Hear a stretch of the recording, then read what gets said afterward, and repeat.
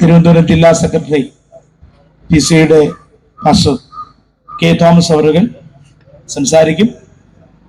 അതിനായി അദ്ദേഹത്തെ ഞാൻ ക്ഷണിക്കുന്നു.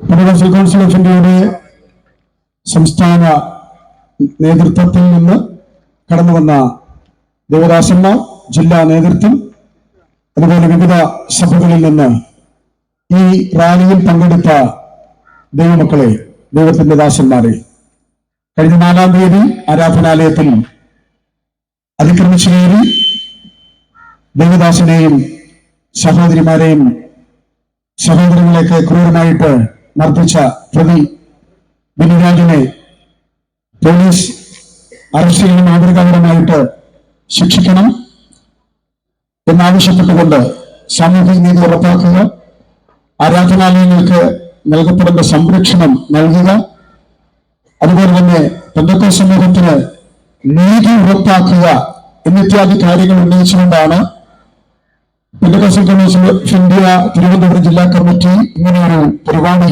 സംഘടിപ്പിച്ചിരിക്കുന്നത്. നമ്മൾ ചിന്തിക്കേണ്ട ഒരു കാര്യമുണ്ട്. ഇങ്ങനെയൊരു ആരാധനാലയത്തിൽ കയറി ഒരു ദേവദാസനെ ഉപദ്രവിച്ച് 4-ാം തീയതി നടന്ന സംഭവമാണ്. എന്നാൽ ഇന്ന് 18-ാം തീയതി ആയിട്ടും അതിന് വ്യക്തമായ ഒരു തീരുമാനം അതിനകത്തുണ്ടായില്ല.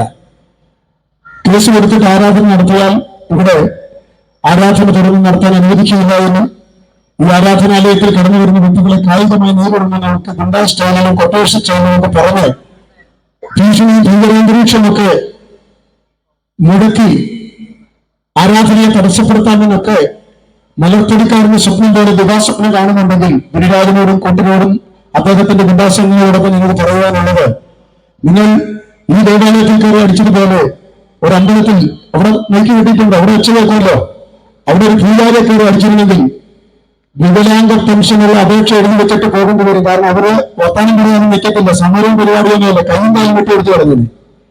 ഇതൊരു മുസ്ലിം ദേവാലയത്തിലായിരുന്നെങ്കിൽ എങ്ങനെ പ്രതികരിക്കണമായിരുന്നു? ഇതൊരു CSI അച്ഛനെയാണ് കയറി അടിച്ചതെങ്കിൽ അവരെങ്ങനെ പ്രതികരിക്കും? ഇങ്ങനെയാണ് പ്രതികരിക്കുന്നത്. എന്നിട്ട് ചിലർ ചോദിക്കുന്നത്, ഇത്ര രൂപ തരാം, നിങ്ങളത് കോംപ്രമൈസ് ചെയ്യണം, അല്ലെങ്കിൽ യേശുക്രിസ്തു ക്ഷമിക്കാനല്ല പഠിക്കും. ഞങ്ങൾ ക്ഷമിക്കുന്നവരാ. ഞാൻ തിരിച്ചു ചോദിക്കുക, നിങ്ങളുടെയൊക്കെ വീട്ടിൽ കയറി അമ്മയുടെയും പെങ്ങന്മാരുടെ സാരിയെ കയറി പിടിച്ചാൽ 1 ലക്ഷം രൂപ തന്നാൽ മതിയോ? വൃത്തികെട്ട ഭർത്താനം ഇങ്ങനെയുള്ള കാര്യത്തിനൊക്കെ പറയരുത്. അമ്മമാർക്ക് അപമാനമേറ്റാൽ, ദൈവദാസന്മാർക്ക് അപമാനമേറ്റാൽ അതിന് പണം കൊണ്ടാണ് അവർ പറയുന്നത്. അങ്ങനെ ഞങ്ങൾ ശീലിച്ചിട്ടില്ല. അങ്ങനെ ശീലിച്ചിട്ടുള്ളവർക്ക് അങ്ങനെ ചെയ്യാം. അതുകൊണ്ട് ഞങ്ങൾ വിളിച്ചു പറയാൻ ആഗ്രഹിക്കുന്നത്, ഇനി ഒരു ദിവസം ഒരു പ്രാവശ്യം പോലും കേരളത്തിലുള്ള ഒരു ദൈവദാസനെയും ഒരു ദേവാലയത്തിൽ കയറി അടിക്കാനോ ഭീഷണിപ്പെടുത്താനോ അനുവദിക്കാത്ത വിധത്തിൽ ഈ കേസ് ഞങ്ങൾ കൈകാര്യം ചെയ്യും. ഒരുപക്ഷെ ഇവിടുത്തെ പോലീസ് അധികാരികളെ, ഇവിടുത്തെ ലോക്കൽ പോലീസിനെ സ്വാധീനിക്കാൻ നിങ്ങൾ കഴിഞ്ഞേക്കും. നിങ്ങൾ ചെയ്യേണ്ട കാര്യങ്ങളും ചെയ്തിട്ടില്ല. ഇത് ആദ്യത്തെ പടിയാ. അടുത്ത കാര്യം നിങ്ങൾ ഇതിന്റെ അകത്ത് ചെയ്യും. ഞങ്ങൾക്ക് ക്ഷമിക്കാൻ അറിയാഞ്ഞിട്ടല്ല. പക്ഷെ ഇത് 1 പ്രാവശ്യമല്ല, ഇത് 2 പ്രാവശ്യമല്ല, ഇത് പല പ്രാവശ്യമാ. ഞാൻ ചോദിക്കുന്നത്, 50 വർഷം മുമ്പ് ഇവിടെ വന്ന ആരാധനാലയത്തിന്റെ അടുത്ത് നമ്മൾ സ്ഥലം മേടിക്കുകയും വീട് വെക്കുകയൊക്കെ ചെയ്യുമ്പോൾ ഇച്ചിരി ബുദ്ധിയായിട്ട് ആലോചിക്കുന്ന ഒരു പ്രാർത്ഥനാലയമാണ്. അവിടെ ശബ്ദം എന്നറിഞ്ഞുകൊണ്ട് വന്ന് നമ്മൾ സ്ഥലം മേടിച്ച് വീട് വെച്ചിട്ട് പിന്നെ ശബ്ദം ഉണ്ടാക്കണമെന്ന് പറയുന്നുണ്ടായിട്ട് എന്ത് ന്യായീകരണമാണുള്ളത്? ഇനി ശബ്ദം ഉണ്ടാക്കിയാൽ തന്നെ അതിന് പറയാമല്ലോ, കേസ് കൊടുക്കാമല്ലോ. അതിന് പല നിലകളുണ്ട്. അപ്പനേക്കാൾ പ്രായമുള്ള ഒരു ദൈവദാസനെ കയറി മാരകമായിട്ട് അദ്ദേഹത്തെ തലക്കടിച്ച് മുറിവേൽപ്പിച്ചിട്ട് അത് അവിടെ കൊണ്ട് അവസാനിക്കാതെ പിന്നീട് ആശുപത്രിയിലും പിന്നീട് പോലീസ് സ്റ്റേഷനിലും ഒക്കെ ഗുണ്ടായുസം കാണിച്ചു കഴിഞ്ഞാൽ ഞാനൊരു കാര്യം പറയാം, അതൊന്നും അംഗീകരിക്കാനും അതിനൊന്നും ആണയം പറയാനും അതിനൊന്നും ഓശാന പാടാനും ഞങ്ങളെ പോലുള്ള ആൾക്കാരെ കിട്ടത്തില്ല. ഇതിന് വ്യക്തമായ ഒരു മറുപടി കണ്ടെത്തുന്നത് പെന്തക്കോസ്റ്റൽ കൗൺസിൽ ഓഫ് ഇന്ത്യ ഇതിനു വേണ്ടി പോരാടുമെന്ന് ഉറക്കെ പ്രഖ്യാപിക്കുവാൻ ഈ അവസരം ഞാൻ ഉപയോഗിക്കുകയാണ്. ഞാൻ ചോദിക്കുക, ഒരു 20 വയസ്സുള്ള ഒരു ദൈവദാസനെ കയറി അടിച്ചിട്ടാണ് വില്ലനാകുന്നത്? ഒരു പാവപ്പെട്ട സ്ത്രീ പിടിച്ചു മാറ്റാൻ വന്നപ്പോൾ അവരുടെ സാരി പിടിച്ച് വലിച്ചിട്ടാണോ വില്ലനാകുന്നത്? അങ്ങനെയൊക്കെയാണോ വില്ലത്തരം കാണിക്കുന്നത്? അതുമല്ല, അതൊക്കെ നാണം കെട്ട, അതൊക്കെ ചീപ്പായിട്ടുള്ള പരിപാടിയാണ്. നമുക്ക് ആ മദ്യപിക്കുമ്പോൾ പണത്തിന്റെ അഹങ്കാരം കാണിക്കുവാൻ പാവപ്പെട്ട ദൈവദാസന്മാരുടെ തലയ്ക്ക് അടിച്ചു മുറിവേൽപ്പിക്കല്ലോ ചെയ്യുന്നത്.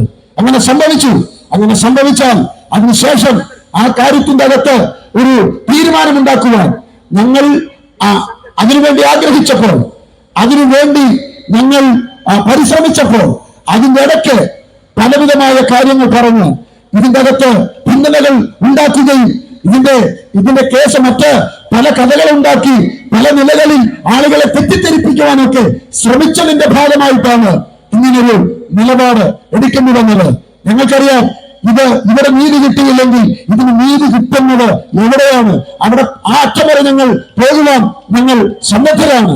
അതുപോലെ അടിച്ച് മുറിവേൽപ്പിച്ച ദൈവദാസനോട് അലറി വിളിച്ചുകൊണ്ട് ചോദിച്ചു, ഇനിയും പാസ്റ്റർമാര് വല്ല ഉണ്ടെങ്കിൽ വിളിച്ചോണ്ട് പോകും.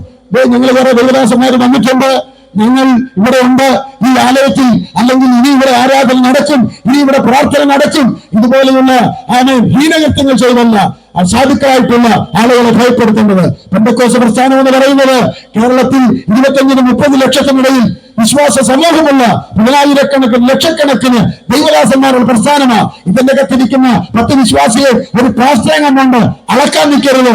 നിങ്ങൾ അളക്കുന്നതിന്റെ അപ്പുറത്താണ് ഇതിന്റെ ശക്തിയും ഇതിന്റെ സ്വാധീനമെന്ന് നിങ്ങൾ തിരിച്ചറിഞ്ഞുകൊണ്ട് ഇനിയെങ്കിലും ഒരു പാവപ്പെട്ട ദൈവദാസനെ, ഒരു പാവപ്പെട്ട സഭയെ ഉപദ്രവിക്കാതെ അതിന്റെ നീതിയോടെ, അതിന്റെ ന്യായത്തോടെ, അല്പം സൗമ്യമനത്തോടെ, അല്പം മര്യാദയോടെ ആ കാര്യങ്ങളിൽ ഇടപെടണമെന്ന് വിനീതമായി അപേക്ഷിക്കുന്നു. നിങ്ങളൊക്കെ ചിന്തിക്കുന്നുണ്ടായിരിക്കും, ഇങ്ങനെയുള്ള റാലി നടത്തുമ്പോൾ, ഇങ്ങനെയുള്ള പ്രസംഗങ്ങൾ നടത്തുമ്പോൾ ഞങ്ങളൊക്കെ ഒന്നും ആകത്തില്ല, ഞങ്ങൾ ഒരു അക്രമാസക്തരുമാകത്തില്ല.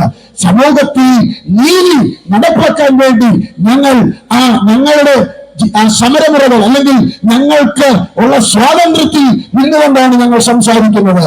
ഇവിടെ ഈ പാസ്റ്ററെ ഉപദ്രവിച്ച ബിനുരാജ് ഞങ്ങളുടെ മുമ്പിൽ വന്നാലും ആ സഹോദരനെ ഞങ്ങൾ അടിക്കുകയോ അല്ലെങ്കിൽ ആ സഹോദരനെ ഉപദ്രവിക്കുകയോ പകരം വീട്ടുകയോ എന്ന മനോഭാവം ഞങ്ങൾക്കുള്ളത്. ഞങ്ങളുടെ കർത്താവ് ഞങ്ങളെ അങ്ങനെ പഠിപ്പിച്ചില്ല. അങ്ങനെ ഞങ്ങൾ ചെയ്തിരുന്നെങ്കിൽ ഞങ്ങളുടെ ഒരു സഭയിലും ഒരുത്തരം കയറത്തില്ല. നല്ല വെട്ടാനും വാളെടുക്കാനും വീശാനും നല്ല കളരി പഠിച്ചതും കളരി പഠിപ്പിച്ചവരും കരാട്ട പഠിപ്പിച്ചവരും കുൻഫു പഠിച്ചവരും ഒക്കെ ഞങ്ങളുടെ കൂട്ടത്തിലുണ്ട്. അങ്ങനെയൊന്നും ഞങ്ങൾ ചെയ്യാത്തത് കൊണ്ട് പലർക്കും ഞങ്ങളെ പുച്ഛമാണ്. പക്ഷെ കയ്യിരിക്കുന്ന പുസ്തകത്തിന്റെ ഞങ്ങളെ പഠിപ്പിക്കുന്നത് ക്ഷമിക്കാനാ, ഞങ്ങളെ സഹിക്കാൻ പഠിപ്പിക്കുന്നത് കൊണ്ട്. അതുകൊണ്ട് ഞങ്ങളുടെ മൗനം നിങ്ങളുടെ അനീതിക്ക് അംഗീകാരമായിട്ട് എടുക്കാതെ ഇനിയെങ്കിലും അല്പം കാര്യങ്ങൾ ഗൗരവമായി ചിന്തിക്കുക.